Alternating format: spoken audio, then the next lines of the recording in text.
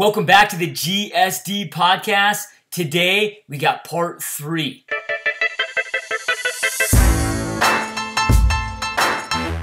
All right, man. So, I want to just talk real quick about, because a lot of our listeners may not just understand the importance of testosterone, what it does for you, why it's so important. So let's kind of talk about why it's so important for men, why our bodies are kind of out of whack with it today, and why it's so more important for testosterone today than really we've ever seen.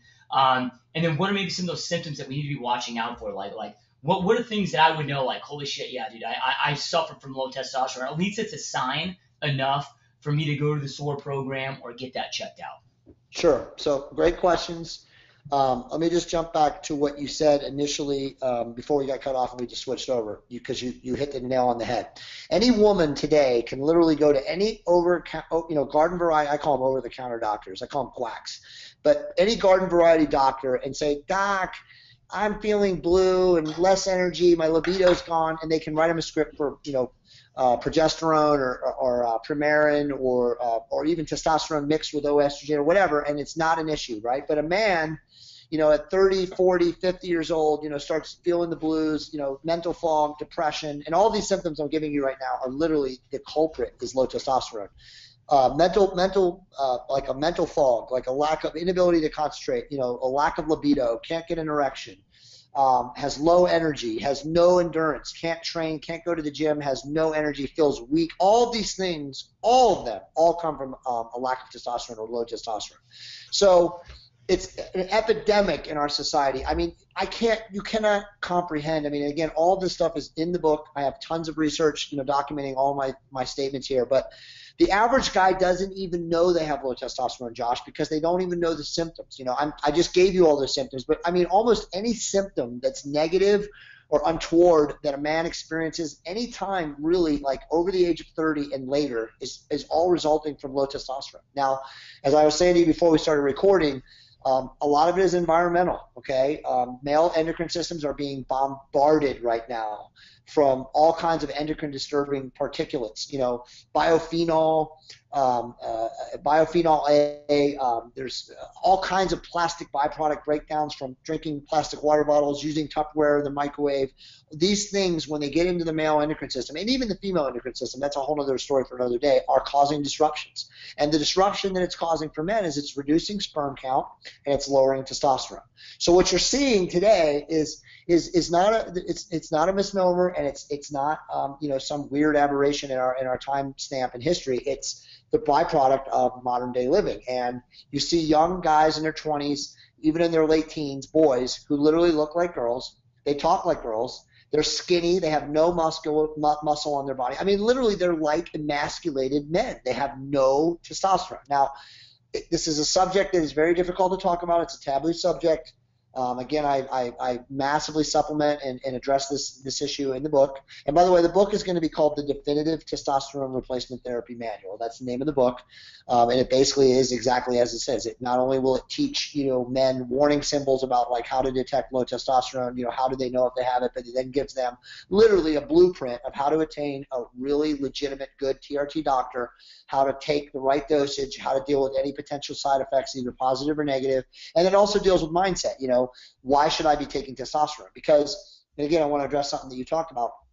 Testosterone is not a steroid. Testosterone is a steroid molecule in the human body, in the male and female body. Testosterone is what makes men masculine. It's actually what separates men from women. Men have more natural testosterone production than women. A woman today who wants to be transgender and become a man will actually take testosterone to become a man. So the issue, in the public, and unfortunately it's become demonized and it's also become stigmatized, is that taking testosterone is like taking a steroid or an anabolic steroid or whatever. And it's a bunch of nonsense, because at the end of the day, all testosterone is literally the lifeblood. I call it the essential lifeblood of what makes a man a man. And if a man, as he ages, loses his ability to produce testosterone at a level that allows him to maintain his masculinity, allows him to maintain all the positive effects of testosterone, which is again an enhanced mood, it's higher cognition, better libido, more strength, all these wonderful benefits that testosterone gives you. As you age, if you do not take supplemental forms of it, you will not have any. And by the time you're 45, if you live in LA or Phoenix or New York City or Miami or any large coastal, major metropolitan city, you will have nothing. And when I say nothing, you'll have some, but you're going to be having like a level of a geriatric 90-year-old man. And I mean, who wants to be a 40-year-old guy in today's society, with the testosterone level of a 90-year-old man?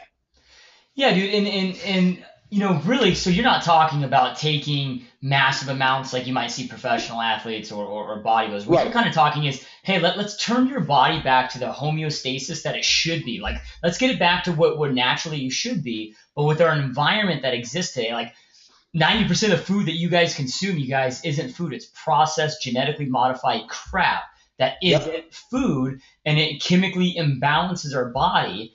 So really, our FDA just didn't give a shit because they profit off of it, right? So we're all just like these guinea pigs, dude, these lab rats, for all the way that this meat is produced. I mean, from all the meat that we eat to all this stuff. So our systems are so freaking jacked up. What you're talking about is, let's just bring you back to normal. Let's bring you back to the middle line, so we're not in the extremes. Absolutely, 100%. In fact, like, everything that I talk about on, our Google Hangouts, and there's tons of information on Fab, on our website, which is, again, fabfitover40.com. Tons of information, free information, articles about the testosterone, about the book.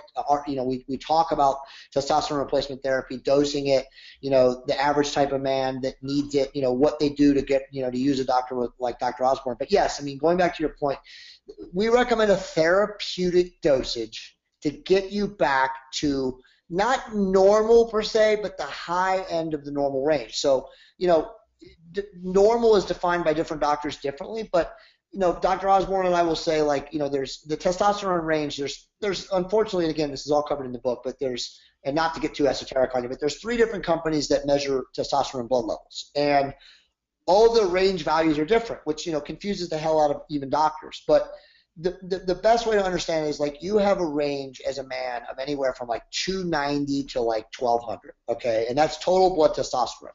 Now, unfortunately, it's not that simple, because total blood testosterone also has to be converted or utilized by free testosterone. Now, free testosterone is the actual testosterone in your total blood testosterone that's converted to what is called bioavailable or usable form. So you want your total testosterone, whatever level that may be, to be converting readily to free testosterone, because the free testosterone is what your body utilizes to keep you in, quote unquote, the high end, optimal range of testosterone. So like I said, it's an esoteric subject. Again, it's all covered in the book.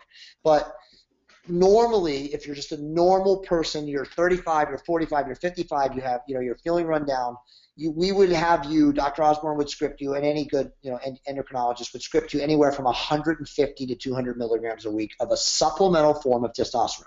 Okay, and again, I don't like giving out general numbers. That's a milligram dosage, because some guys are going to need less and some guys may need more. Everything is about balance.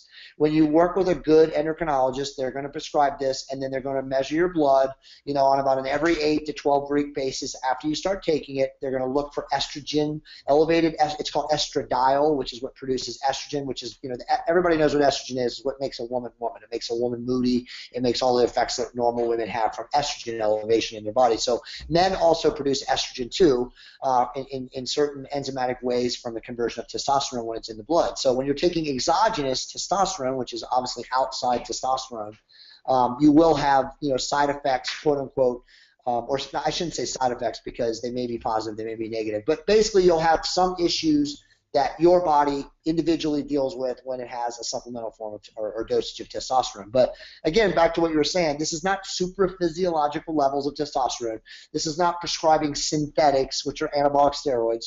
So just so your listeners understand the difference. So testosterone is like literally the base molecule that all hormones are synthesized out of. So anabolic steroids, i.e. what Dr. Osborne and I call synthetics, are just derivatives and analogs of the base molecule testosterone. So, just to throw out some different words from, some of your people might be, used to, like if someone used like Winstrol or Dianabol or Decadurabolin or any of these like exogenous, weird, synthetic anabolic steroids that plenty of professional athletes and bodybuilders use, those are never used in the context of health. They're not used in the context of anti-aging. They're used in the context of, like, creating muscular physiques, creating extreme levels of muscle. Athletes use them because they give them they increase performance from a standpoint. They increase stamina, they increase power output. So there's a lot of different advantages that those synthetic drugs give athletes. That's a whole other subject for a whole other day. But testosterone just prescripted or scripted from an anti-aging standpoint, like Dr. Osborne would script, or I write about in my book, that's completely done in the context of health. That's in the context of, like you said, replacing someone's testosterone that literally they have none anymore. Their body is, as they age, producing less and less testosterone by the day. And one of the things that, like, I talk about in the book, and whenever I'm like lecturing or talking to people about this, a lot of guys have like a moral hang up. Well, I don't want to cheat, or I don't want to use testosterone because it's not natural, and then you're going to have to be on it for life. And I always laugh because I'm like, do you have any idea how silly you sound right now? Because you're not seeing the big picture, okay? When you say you don't want to use it because you're going to have to use it for life, guess what, buddy? If you don't use it, you're not going to have any testosterone. Like literally in like the next 5 to 10 to 15, 20 years of your life, you're going to be battling a completely downhill struggle that you can't win because your body is not going to make any testosterone. There's no natural remedies, all these bullshit, over-the-counter test booster supplements that the naturals, and this, Josh, the supplement companies hawk. They're bogus. They're just ripping people off. They don't increase testosterone. It's all a bunch of shit. It's all a bunch of marketing scams. If you want to increase your natural testosterone, you could train hard. There's some value to training hard and intensely. But let's face it, when you're 50, how hard can you train? How intensely can you train when you've got no natural testosterone production, right? And then, of course, you can change your diet. You can eat a lot of like oily fish and a lot of high saturated fat meats, but that's not healthy, obviously, for your heart, and other systems in your body. So the only way you're going to increase your body's testosterone production as you age is by taking supplemental form. Now, you can take testosterone in multiple ways. My book, describes and elaborates all the different pathways and all the different delivery systems. But at the end of the day, if you were going to ask me right now, like, Jay, what is the best way for me to increase my natural testosterone production? I will tell you that clinically, with massive amount of scientific data and citation, it's through an injection. Because you can modulate the optimal testosterone range the fastest and most productive and most efficient way by injection. Now, again, you'll get 100 quack doctors in North America that will tell you straight up, Josh, and anybody, myself included, that I'm full of shit and that taking an injection is full of risk because it's invasive and blah, blah, blah, blah. But at the end of the day, all the other delivery systems are fraught with side effects, okay? If you buy androgel and you start rubbing testosterone cream on your legs or your arms or whatever, it brings a number of complications. You can't hug your wife. You can't grab your daughter and hug them. You've got it on your arms and legs. You can't possibly allow that formulation or preparation to get onto their skin. There's too much risk. Plus, going through the skin transdermally creates side effects. Again, I don't want to get into a long-winded conversation about that, but the only way of all the different delivery systems to guarantee yourself the minimal number of side effects, if any, and the highest optimal range of testosterone is through injections. Yeah, so you talked about estrogen increasing. So your body says, okay, we're seeing an increase in testosterone, so it's like, okay, we need to balance this out, so we're going to increase our estrogen a little bit. Right. And some of the side effects of that for dudes is like man boobs, right? Or whatever you want to call it. So and the other thing too, and you kind of talked about, hey, look at the guys that are being coming up in our society, dude. They're really feminine. Well, alcohol and a lot of these other products, soy protein that's taken out. There's a lot of other shit that increases our natural estrogen levels. So our estrogen levels are extremely high. Our testosterone levels are getting shot. So I mean, really, we turn out to be in a bunch of a country of a bunch of pussy men. It's true, bro. That's completely addressed in chapter 1. I mean, it's called chapter 1 is titled "The War on Men," and I absolutely discuss all of that. I link to studies. I link to stories. It's not even debatable at this point. All those things you talked about, soy protein byproducts, again, all the phthalates and the biophenol A and all these things, They are literally corroding men's endocrine systems. Men are literally becoming eunuchs. They're becoming emasculated. They're becoming those little video game, playing boys that, are 23 years old sleeping in their parents' basements who talk like women.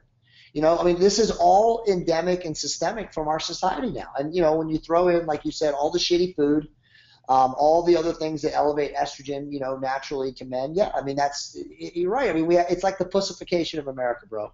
It's the most amazing thing. I was talking to a guy last night about that, and, he's a 62-year-old guy, and like he's on TRT. I have all these guys now that know that the book's coming, and so they reach out to me and they email me and stuff, and I don't even have time, some of them, but some of them are cool and well-to-do guys, and so I network with them. So it's like created this whole networking stream for me, and it's cool.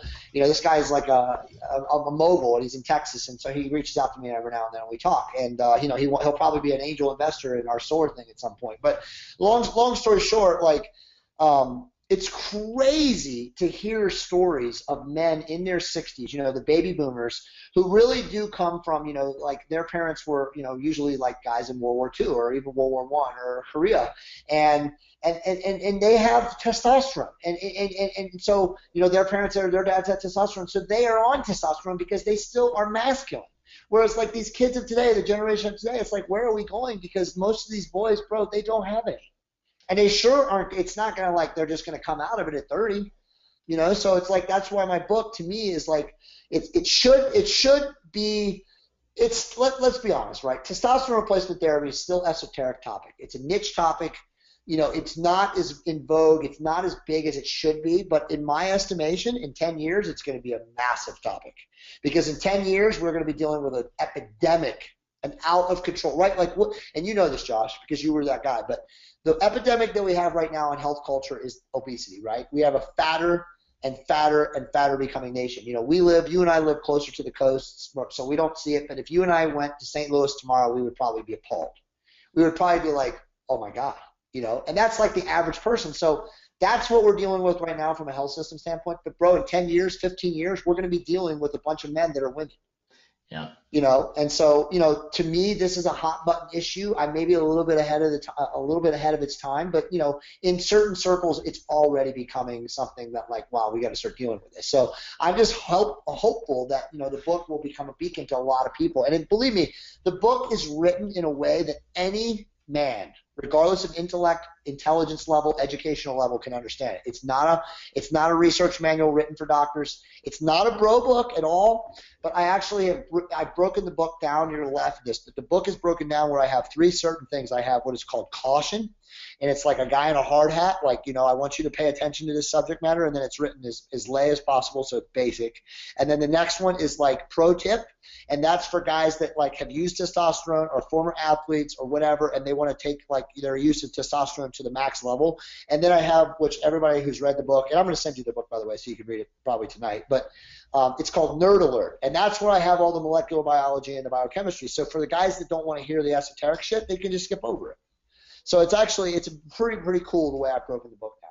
Yeah, dude, and I know you say it's not the popular topic, and you're right, and it should be. I don't understand, and I know I'm a geek, dude, and I don't expect people to take life or self-development to the level that I do. But I'm always like, dude, your body's your vehicle through this life. Like everybody that thinks their car is their vehicle. Dude, it's your freaking body. Like, doesn't it make sense to know your body, to give it every possible tool and I guess advantage that you possibly can to go through life and live an epic life. And when you're talking about, 125 milligrams a week or whatever that may be, just so you listeners understand that. I've got a lot of bodybuilder and professional bodybuilder friends, and some of these professional bodybuilders are doing 2,000 milligrams a week, right? In addition to 30 IUs of growth hormone and insulin, and also. So it's not that. It's not talking about, again, it's not talking about becoming a freaking freak that looks like you should be in a circus. It's about, again, because our food system, and this is something that I think we need to talk a whole lot more on this podcast. I love these conversations like this. Our food system's so jacked up. I mean, we're consuming food that's not food. You look at McDonald's French fries today, and 15 of the 19 ingredients are not food. They're banned in all other countries other than the U.S. So we're just throwing so many poisons in our body. That's why. So it's not. So when people are listening to this, and you're like, oh, my kids are going to grow up below testosterone. It's nothing wrong that you're doing with your parenting. We just can't get away with it. One of the substances that you talked about was BPA. Well, BPA is what's in all your water bottles. So you're thinking you're Yes. drinking your Fiji water, being all healthy. No, sorry, dude, you're putting a Yep. hell of a lot of freaking poisons in your body.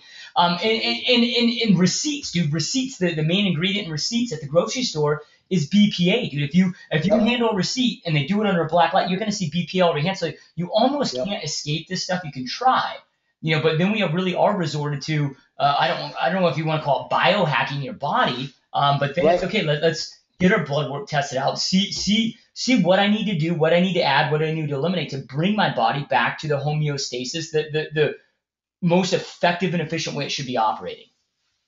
Bro, I mean, everything you said is what SOAR is. I mean, like SOAR is a place for somebody to go who's very serious about their health. And again, Dr. Osborne and I never, ever don't take the opportunity, for anybody who eventually migrates over to my site, after they hear this interview and they start reading some of the podcasts or the Hangouts, I call them podcasts, but they're Google Hangouts.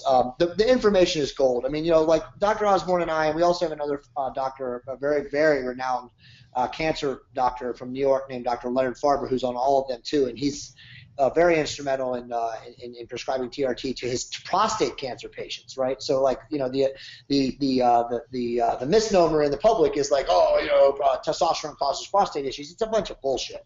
But the truth is very simple. What you said, okay? Everything has to be done in the context of health. Okay, we are at war. If you live in modern day society today, you are, as you said, under war. I mean, I'm drinking out of a Kirkland Costco signature purified drinking bottle right now with you, and you just said what you said, and it's true.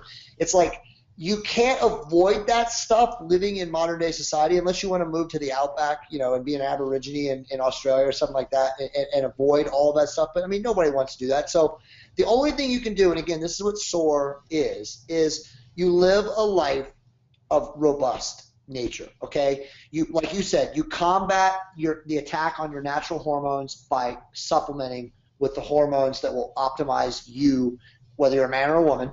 Okay, you start eating in a way that is conducive to your genetic profile. I know that sounds crazy.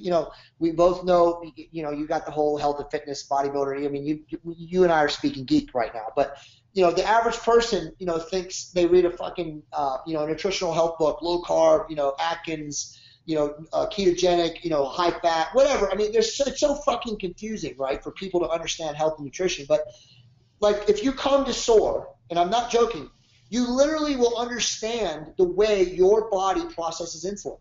So we will measure your A1C count to tell you, like, look, motherfucker, you are one of those people that can only eat 25 grams of carbs a day if you want to live lean and you want to live long. Okay, there's no like guesswork.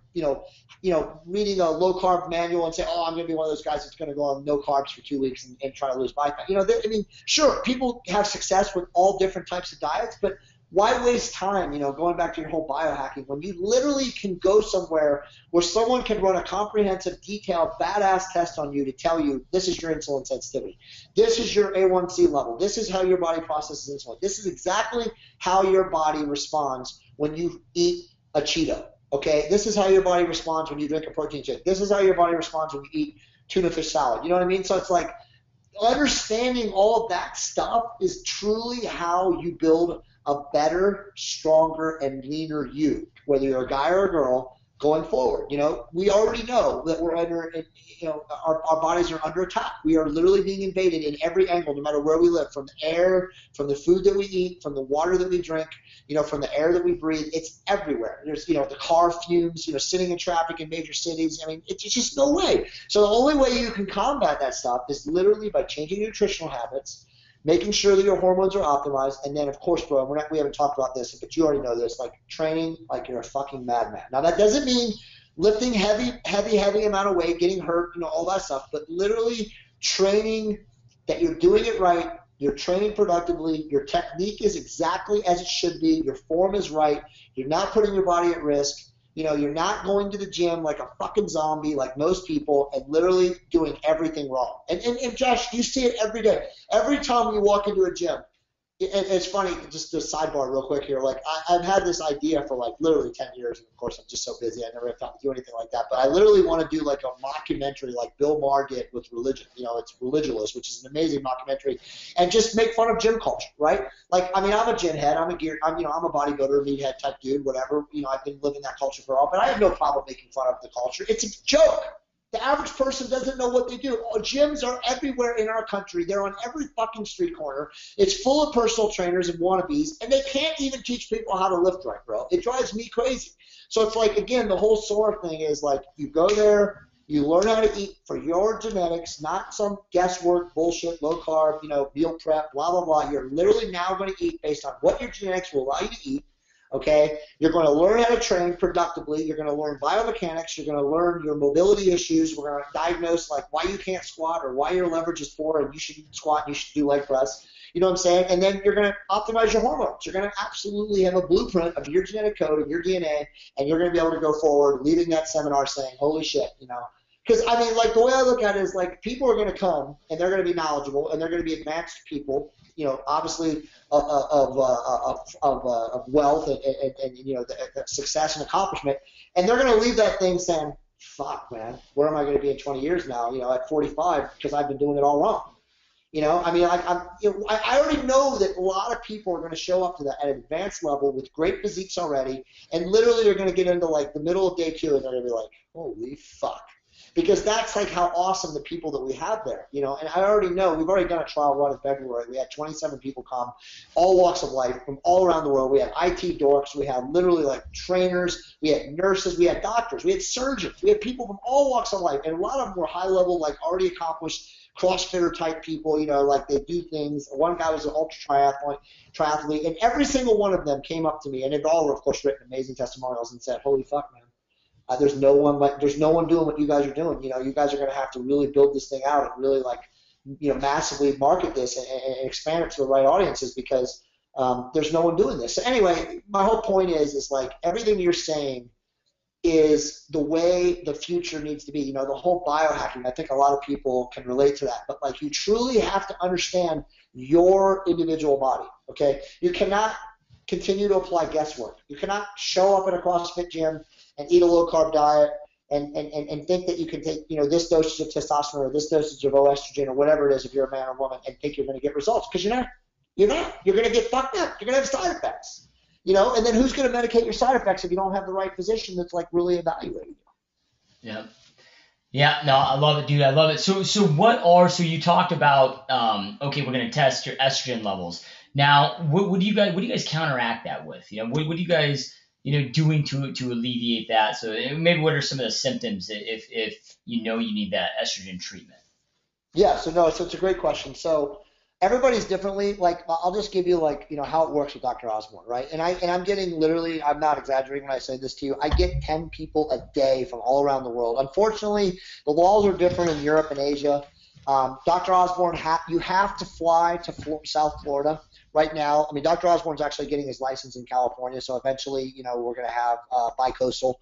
But right now, like, if you wanted to work with Dr. Osborne, this is the way it works. You got to fly in and see him, okay? The Hippocratic, the medical governing and coding and law, the laws are such that a doctor cannot prescribe hormones or optimize your hormones or any kind of ancillary medications, anti-aging medications, whatever you want to call them, via mail order. Now, there are low testosterone centers and quacks and other jackasses out there that are doing it, and they're getting shut down and put in jail. So, if you're one of those guys and you listen to the show and you're like, well, Jay Campbell don't know what the fuck he's talking about because my doctor, I've never even met him, and he's in Florida, and I'm in Tennessee or I'm in Washington State, and he sends it to me. Well, good for you, good on you right now, but it ain't gonna last. You're eventually gonna get a subpoena, and you're gonna be like, your doctor's in jail. And we want to ask you some questions. Please answer these questions, under the state of whatever state they send you there, because that's where it's going. So you have to meet with your doctor, which would be Dr. Osborne. I recommend, because there's nobody like Dr. Osborne, in person. You're going to get your blood measured first. You're going to have your blood drawn. You can do that through your benefits. You can do that through your local blood bank. There's tons of private medical blood drawing companies out there. I write about them in the book. There's the two biggest ones are privatemdlabs.com and discountlabs.com. Now, any guy or gal can literally go to those websites, this is totally independent of whether you have benefits or not, and I actually highly recommend this because it's way cheaper than going to benefits. And you can order, for guys, if you're over 30, you should order an anti-aging profile. That's period. End of story. That's going to do a comprehensive metabolic screening. You're going to know exactly what you need from a hormonal level, or it's going to measure everything. If you're a gal, they don't really have anti-aging. I forget what they're called, but it's like a full metabolic panel or something like that. But these things literally through these private companies, Josh, cost like $75 to $100, and they all the time run internet coupons where you get 25% off that. Now, if you go through your benefits, and a lot of people will feel more comfortable doing that, and you're submitting, for an anti-aging doctor, out of state, which is what you would be doing if you're doing it out of state, just be prepared for a little bit of pushback from the benefits company. They may send you some weird astronomical bill that you're going to have to fight and say, hey, look, I just wanted my blood. I want this run through my benefits. They'll normally just take it off and charge you $100 or $150 or whatever it is, but just be prepared for that. And then so you meet with them, and normally, and again, everybody's different. It's all based on your blood panels, but if your hormones are low, you're a guy and you're 250, 200, 275, 300 testosterone range, and you have all the symptoms of low testosterone, he's going to write you a script for probably testosterone cypionate, and you're going to be anywhere from the range of, I'd say, 125 to 200 milligrams a week, and he's going to write for estrogen. He's going to write Arimidex. Now, there are plenty, and again, all this is discussed in detail, probably to the 10th degree in the book. Every different side effect medication and every potential side effect is all discussed in detail. When you take supplemental testosterone, everybody has a different response from an estradiol standpoint. Estradiol is what makes estrogen, okay? Some people with a little bit of testosterone produce a lot of estradiol, which ultimately converts to estrogen. They have to battle that. Now, you had talked about nipple sensitivity and what are called man boobs. It's actually called gynecomastia, but that can easily be controlled and prevented. Nobody has to suffer through that. Some guys are genetically predisposed to having that as a symptom from taking supplemental or exogenous testosterone, but if you take the right dosage, and again, working with Dr. Osborne, you would never have this issue, but if you take the right dosage of Arimidex or even Nolvadex, and there's a number of different estrogen-suppressing medications, and some of them are actually site-specific.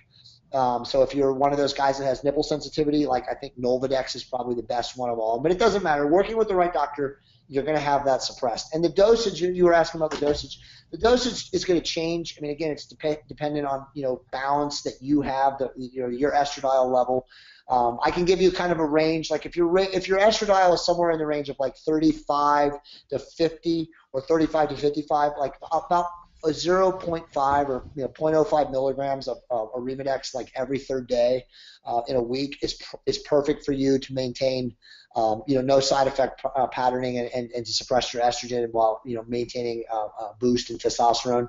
But everybody's going to be different, so I hate giving out milligram dosages, but that's the normal treatment protocol to suppress estrogen is a certain dosage of Arimidex while taking testosterone. Well, I guess the important thing is if you go to SOAR or if you connect with a good doctor, I mean, they're analyzing all of this on a constant basis to make sure that your body is in alignment. What are your thoughts on growth hormone? Because I've heard a lot of people talk about it, but then I've heard a lot of I've read studies of your body depreciates as you age on purpose through the pituitary gland because an increase of growth hormone for an extended period of time can increase your risk to cancers, and I mean, what are your thoughts on human growth hormone? Because we're seeing, I mean, that seems like that's exploded. Testosterone, people are keeping quiet about, but HGH, dude, you're hearing about it everywhere. Yeah, so it's weird. It's a great question, great subject. I've used growth hormone, and just so you know, because for the purposes of science, because I've been a scientist and I've been studying, anti-aging medications, exogenous supplements, weird esoteric stuff forever. So I've always been a guinea pig. I tell people this all the time. Most of the time I've been under the care and guidance of a physician, but there's been times in my life where I was like, look, I can't get certain things from a doctor, so I use stuff in gray market. So what I did was technically illegal, but hey, I'm just experimenting on myself. I was never taking dosages that would, put my body at harm. I'm not that stupid. But to answer your question, growth hormone is one of those weird medications. In studies, in vivo, in vitro studies, massive dosages of growth hormone are incredibly lipolytic. And when I say lipolytic, I mean fat burning. So, bodybuilders, professional, and you know this, but professional bodybuilders, it would not be uncommon for a professional bodybuilder to take literally 12 to 15 IUs of growth hormone a day. Now, for a normal person to take that kind of amount, there's zero benefit because, as you know, Josh, it's absurdly expensive. I can share this with you. I'm sure you already know this, but a professional bodybuilder literally spends $20,000 a month on growth hormone. That's not an exaggeration. Now, some of these guys have hookups, and they use like low grade Chinese generic shit, and they probably maybe spend like $6,000 to $8,000. But if you're going to compete at that level and you're going to be 300 pounds and be 6% body fat or whatever, that's what you got to do to get to that level. But that's just my answer on growth hormone is really actually now more shaped on what Dr. Osborne believes. And Dr. Osborne believes that to really see the actual therapeutic, and therapeutic is a poor word choice, but to actually see from a standpoint of therapeutic, like actual physiological changes, metabolic changes in the body, you got to have 6 IUs a day of growth hormone. Now, for the average person, it's too expensive. It makes no sense. Like the effects that you're going to have at 6 IUs a day are still not really, in my opinion, they're not restorative, and they're not relevant to like the expense. And what I mean by that is the effects at 6 IUs a day is you're going to have fat loss. Again, it's lipolytic. You're definitely going to have fat loss. You're going to have better skin elasticity. You may have a little bit better skin tone. That your skin may be a little bit more supple, and you'll sleep better. Some people report, better sex. They feel like they have more virility, but whatever. I mean, you can get that from optimizing your hormones too. So, and obviously at a much reduced rate. So most anti-aging practices that are really hip to the game as far as using testosterone and growth hormone together, and they are synergistic. There's no question that if you're going to get the full benefit of testosterone or growth hormone, that you should be using them together. There's a lot of guys out there prescribing growth hormone by itself, and it's just they're ignorant of the science. They really don't understand the difference in the two and why they should be used together. Most people prescribe 2 IUs a day. Like if you're a woman, a small 120 pound or less woman, maybe 1 IU a day is fine at night right before bed, and for men it's 2 IUs. Now, Dr. Osborne's belief is that 2 IUs a night, if you're somebody who's had surgery and you're 50 years old and you're recovering, is great for 2 months after surgery, because it will speed healing, it will speed tissue formation.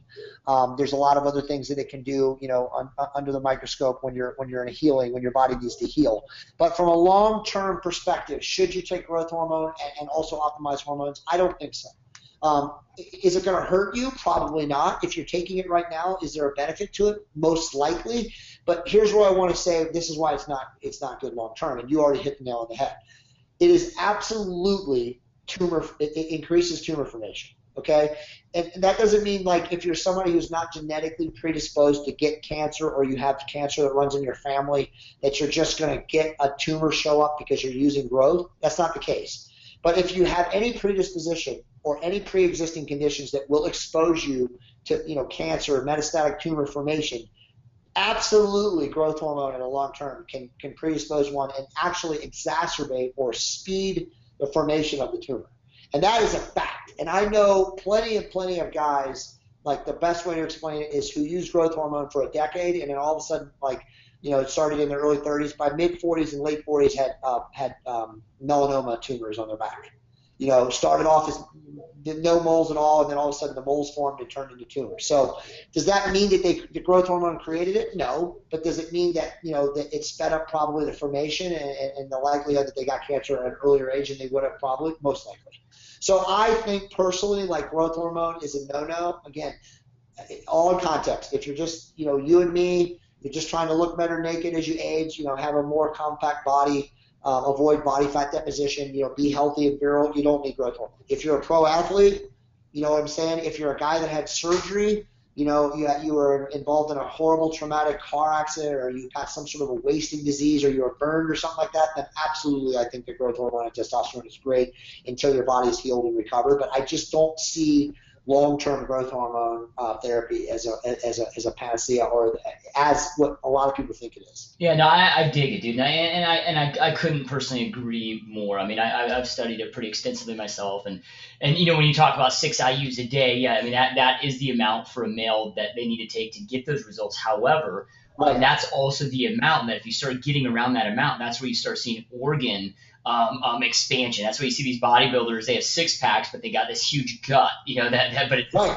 that's where you see the expansion in your heart, and that's where, it gets dangerous. And then, your body naturally depletes growth hormone through Yep. pituitary gland excretion Yep. as you age to limit your cancer effects. So that's kind of going against what our bodies are naturally doing. Where you're talking about testosterone therapy is taking your body back to what it's naturally supposed to do because we fucked up our bodies so bad over the years. Thank you for listening. Do not forget to follow me on Facebook, Joshua Smith GSD, on Twitter @Joshua Smith GSD, Instagram Joshua Smith GSD. Make sure to also subscribe to my YouTube channel. Type in Joshua Smith, and I'm the good-looking cat at the top. If you haven't already, go to www.joshuasmithgsd.com and subscribe to our email list. You'll get these interviews sent to you via email, along with my blog, videos, updates, and all that other fun shit. As always, make sure you're taking action. Take all this golden information that you're getting delivered here and make sure you're applying it. Information without implementation is the start of delusion. So implement. Take massive levels of action. Get your hustle on. Get into GSD mode and go dominate. Peace out, guys, and see you next time.